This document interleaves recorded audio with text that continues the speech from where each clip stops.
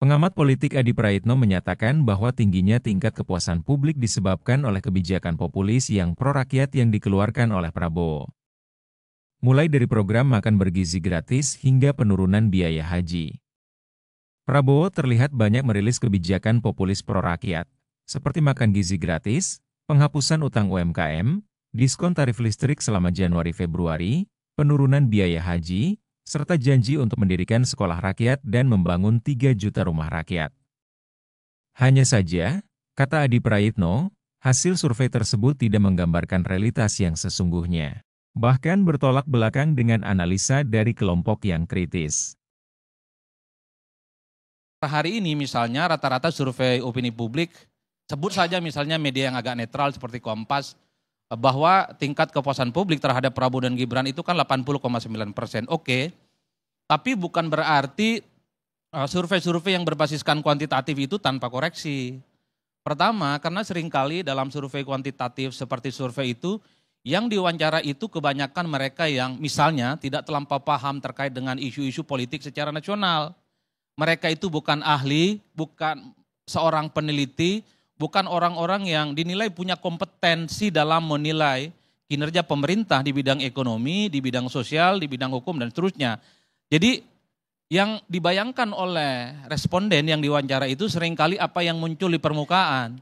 Apa yang muncul di permukaan ya tentu adalah janji-janji ataupun program-program yang sifatnya populis. Jadi suka tidak suka ketika banyak publik yang misalnya puas dengan kinerja Prabowo dan Gibran, yang diingat paling soal satu nih, program makan bergizi gratis. Ini kan serentak di berbagai tempat. Jadi ketika ditanya oleh tukang surveinya, apakah Anda puas dengan kinerja pemerintah atau tidak, pasti muncul akan puas. Misalnya juga publik mengapresiasi soal biaya haji yang berkurang. Ini kan turun-temurun nih, sejak presiden pemilihan langsung dilakukan, sejak zaman SBY, ini kan momen yang pertama kali di mana biaya haji itu diturunkan udah. Itu nggak bisa dibantah. Saya kebetulan orang Madura yang kalau pun toh sehidup matinya ingin pergi haji, nggak terjangkau, senang juga dengan kayak gini-gini. Meski orang bertanya apakah penurunan biaya haji ini hanya 1 tahun, apakah berlangsung 5 tahun. Itu kan pertanyaan-pertanyaan lanjutan yang sifatnya kualitatif. Itu yang diingat oleh publik. Apalagi yang diingat itu pasti soal bagaimana ngasih diskon tarif listrik. 2 bulan loh. Senang juga kan kita, terutama yang kilometernya nggak canggih-canggih amat, seperti Bung Noel yang Pak Wamen gitu loh, yang sudah semlohoy-semlohoy sekarang. Itu senang terus terang, tapi sekali lagi survei opini publik itu kan sifatnya dinamis. Jadi setelah 3 bulan Prabowo Subianto jadi presiden, janji-janji politik itu kalau tidak terrealisasi atau sesuatu yang sudah terrealisasi itu tidak sesuai dengan harapan, bisa buruk dan bisa terjun bebas. Misalnya listriknya tidak lagi ada diskon, pasti persepsinya buruk. Atau misalnya tahun depan ketika biaya haji kemudian naik kembali ke hitohnya mahal, itu akan buruk. Itulah yang saya kira survei opini publik itu jangan memang dijadikan sebagai dewa, bahwa dia adalah ukuran segala-galanya. Yang bisa dipetik adalah dia adalah potret mutakhir dan terkini dari mana pendapat-pendapat publik. Dan secara metodologi, survei opini publik itu dianggap representatif dan bisa diklaim bahwa dianggap mewakili keseluruhan pendapat masyarakat secara umum. Itu nggak bisa dibantah, ini mazhab dalam ilmu politik. Kalau Anda mau bantah bikin jurusan ilmu politik tandingan. Tapi bahwa survei opini publik itu juga bukan tanpa kritik ada. Karena misalnya seringkali survei-survei yang dilakukan secara terbuka, pertanyaannya tertutup, Bapak Ibu apakah Anda puas dengan Jokowi dan Gibran? Jadi pilihannya cuma 2, puas dan tidak. Tidak misalnya ditanya secara beruntun, apa yang kemudian membuat Anda itu puas, apa yang kemudian membuat Anda tidak puas. Kan itu yang tidak terpotret dalam survei, udah.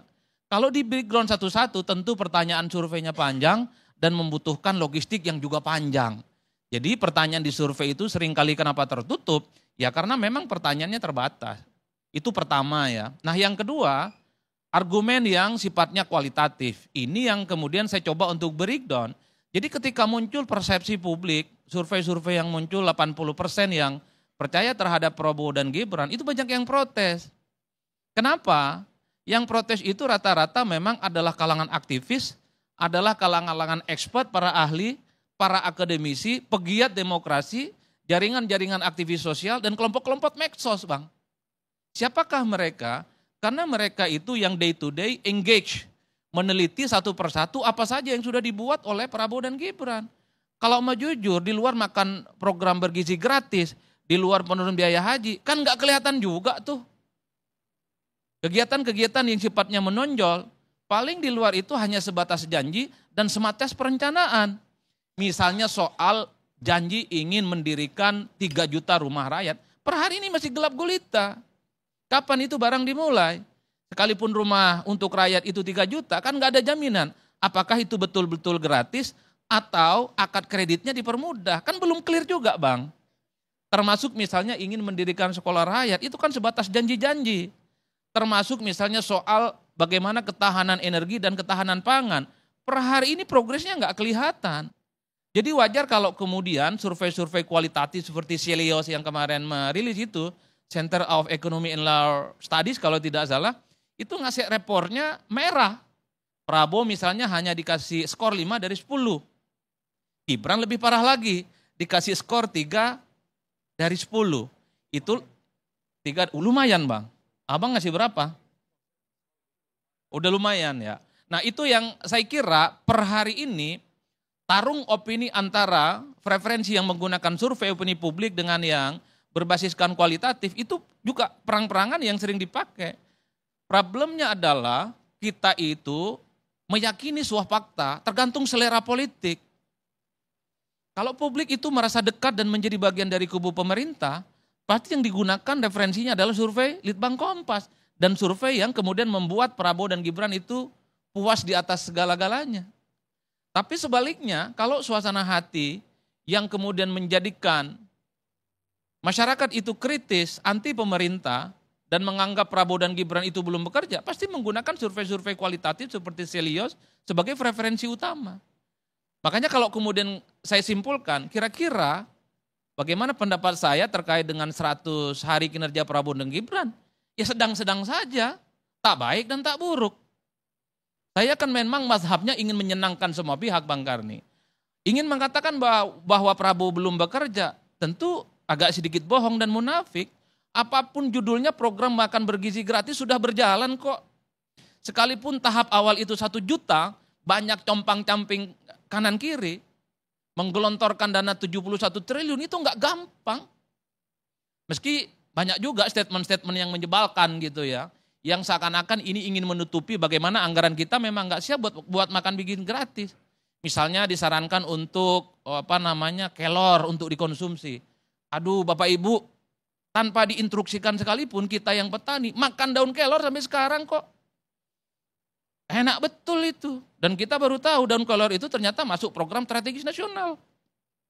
Jangan juga bikin statement-statement yang seakan-akan serangga, apalagi itu ulet, apalagi itu belalang. Iya betul, tapi kan literasi kita kan sangat rendah. Pikiran kita yang disebut dengan makanan bergizi itu adalah daging, sayur, susu dan seterusnya. Ditambah statement-statement yang kemudian kontraproduktif, seakan-akan program makan bergizi gratis itu kontraproduktif. Enggak siap tapi dipaksakan. Kan itu yang kemudian ingin saya katakan. Tapi bahwa mengatakan Prabowo Subianto sama Prabowo dan Gibran itu sukses betul, kita juga terlampau lebay Bang. Karena enggak kelihatan semua. Masalah Seritek semuanya Bung Noel nanti bisa cerita. Apa yang sudah dilakukan? Betul tidak ada PHK? Betul tidak misalnya negara di situ hadir? Ada suplemen yang dibagikan supaya perusahaan tekstil terbesar ini tidak gulung tikar. Kan tentu bukan hanya sebatas ornamen-ornamen yang heroik yang ingin kita tampilkan. Kita lihat bagaimana Bung Noel hadir di perusahaan itu dan memberikan statement jangan sampai ada PHK, betul. Tapi kan kita ingin melihat bahwa bagaimana proses menyelamatkan perusahaan besar ini supaya tidak bangkrut. Karena konon sudah misalnya merumahkan sejumlah karyawan entah dalam kurun waktu tertentu atau permanen yang sampai saat ini masih simpang siur. Jadi dalam konteks itulah saya ingin katakan bahwa tergantung bagaimana posisi kita, apakah sesuai dengan survei-survei kuantitatif ataupun survei kualitatif. Meski secara metodologi survei kualitatif juga dikritik karena yang diwawancara itu adalah mereka kalangan tertentu yang dianggap ahli. Dan yang diwawancara itu biasanya orang-orang tertentu, misalnya kalangan media. Ya udah mewakili kalangan media aja. Dan tidak bisa dianggap mengklaim mewakili seluruh persepsi dan pandangan seluruh rakyat Indonesia. Itu secara metodologi politik. Makanya per hari ini dua mazhab bagaimana cara melakukan riset politik itu masih digunakan dalam kuliah dimanapun.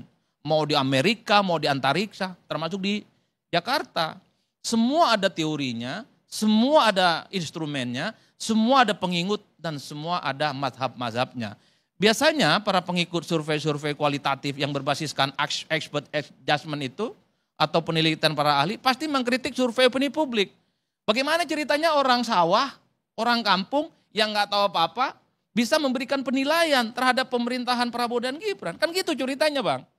Dong misalnya tiap hari mereka nyangkul kok. Tiap hari misalnya ke sawah, bagaimana bisa memperdalam isu-isu yang terkait dengan pagar goib laut yang di Kabupaten Tangerang. Terputus. Itulah yang saya kira secara ilmu politik, survei opini publik, ataupun survei yang berbasiskan kualitatif, itu punya kelemahan dan kelebihan masing-masing. Nah, yang ingin saya katakan adalah tentu apapun yang muncul ke permukaan, untuk pemerintah yang akan datang, ini harus menjadi guidance ya, menjadi petunjuk bagaimana compang-camping, kritik kanan-kiri dari berbagai pihak harus dijadikan sebagai asupan dan suplemen. Percuma bagi saya approval rating pemerintah 80%, kalau persoalan pagar laut di Kabupaten Tangerang itu tidak bisa diungkap siapa cukongnya. Itu bagi saya. Percuma misalnya persoalan-persoalan yang dianggap populis satu persatu misalnya itu diselesaikan satu persatu, tapi publik misalnya per hari ini juga masih begitu banyak yang belum mampu menikmati sekolah dengan gratis. Kan kita tahu beberapa hari yang lalu di Kota Medan anak SD 3 bulan nunggu SPP duduk di lantai. Itu daerah sekarang kok. Kalau di zaman Orde Baru dan Orde Lama mungkin kita maklumi. Tapi per hari ini itu kan pemandangan itu terus ada. Dan seterusnya dan seterusnya. Oleh karena itu kalau kita mau hitung rata-rata secara umum, ini sebagai bagian dari untuk memberikan input kepada pemerintah di masa yang akan datang. Sudahlah kita berhenti bicara tentang 100 hari. Ke depan itu tentu kita ingin melihat bagaimana Prabowo Subianto dan Gibran itu tentu merealisasikan semua janji-janji politiknya. Tak ada cerita soal kemiskinan, soal pengangguran, dan soal orang miskin itu tidak selesai Bang. Secara infrastruktur politik per hari ini tak ada ganjalan apapun kok. Jadi Bang Faisal misalnya bagaimana suara kawan-kawan DPR terkait dengan Prabowo dan Gibran. Sampai kiamat nggak mungkin bunyi Bang. Karena parlemen saat ini menyatukan dukungan politiknya 100% ke Prabowo Subianto. Sami'na wa atoina. Yang kedua, bagi saya 100 hari ini mestinya sudah menjadi momen. Orang selalu mengait-ngaitkan Jokowi dengan Prabowo. Prabowo adalah Jokowi. Sudahlah, ini barang sudah selesai kok. Kenapa sudah saya sebut selesai? Pertama, Jokowi dan Prabowo itu memang identik untuk satu kepentingan politik yang sama. Jokowi mendukung Prabowo jadi presiden, dan karena Prabowo juga lah Gibran jadi wakil presiden. Apa jaminannya kalau Gibran misalnya berpasangan dengan Ganjar bisa menang di Pilpres? Apa jaminannya kalau Gibran berpasangan dengan Anies bisa menang di Pilpres? Enggak ada cerita Pak. Jadi kalau mau ingin bilang tentang kepentingan politik, ini kepentingan yang sinergis dan sama. 50-50 nih Bang. Jokowi punya kepentingan dan keuntungan, Prabowo pun juga punya kepentingan dan keuntungan. Jadi ini adalah titik temu yang mestinya saya sudah. Jokowi dan Prabowo itu adalah identik dan sama, karena Jokowi sudah menjadikan Prabowo jadi presiden, dan Prabowo sudah membantu Jokowi menjadikan anaknya sebagai wakil presiden. Clear. Apalagi yang mau ditentang-tentangkan Bang.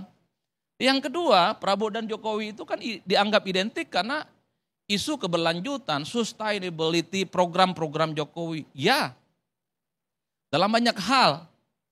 Tapi pada saat yang bersamaan sepertinya, memasuki 100 hari Prabowo, kalau kita mau menghitung rata-rata secara umum, saya kira sudah mulai ada diferensiasi secara politik.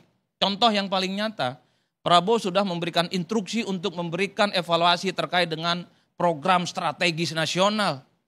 Itu kan koreksi pada pemerintahan-pemerintahan sebelumnya. Jalan tol yang baru dibuat, stop. Karena anggaran kita itu layak mutu walayah, ya nggak jelas. Evaluasi dulu. Karena ada program strategis yang sifatnya lebih konkret untuk kepentingan rakyat, yaitu makan program bergizi gratis.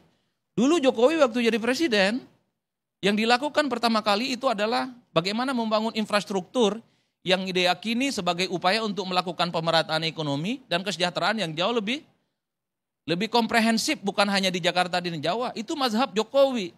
Prabowo beda, bukan mazhab infrastruktur. Prabowo itu adalah mazhabnya makan gizi gratis, bukan fisik.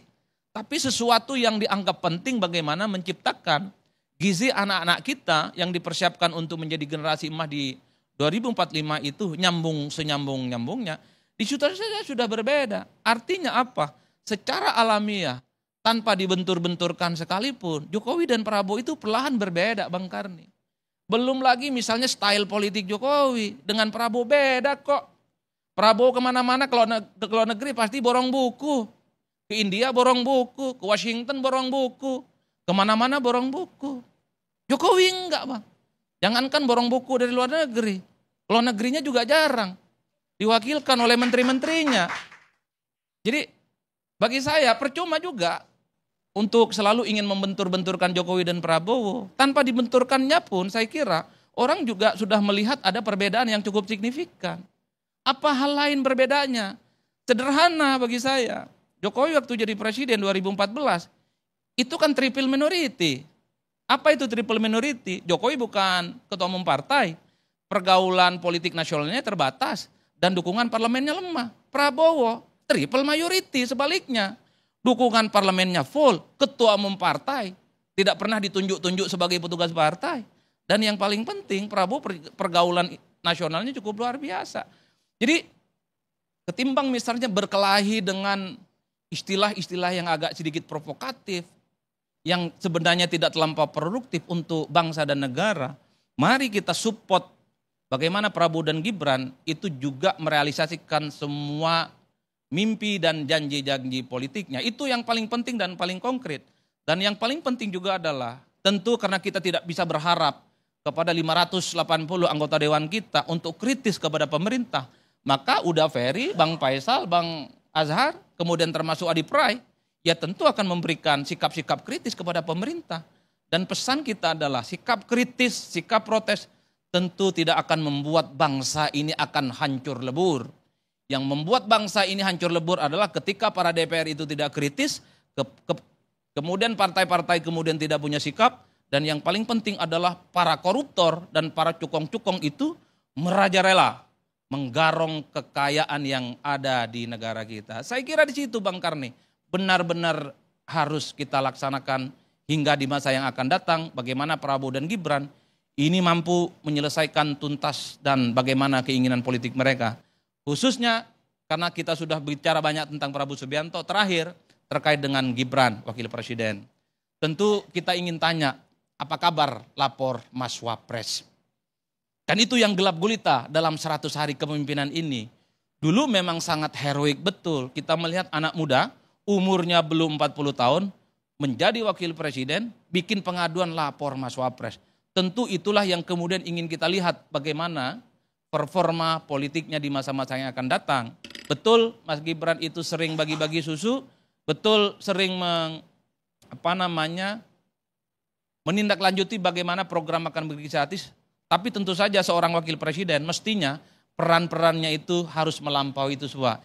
Ya minimal misalnya sehari 2 hari ini akan kita lihat bagaimana investigasi terkait dengan laut gaib yang ada di Kabupaten Tangerang. Kemarin saya pulang kampung, ternyata kampung saya sekalipun di Kabupaten Sumeneb paling ujung sana Bang, ternyata banyak juga kapling-kapling pagar laut yang belum tuntas.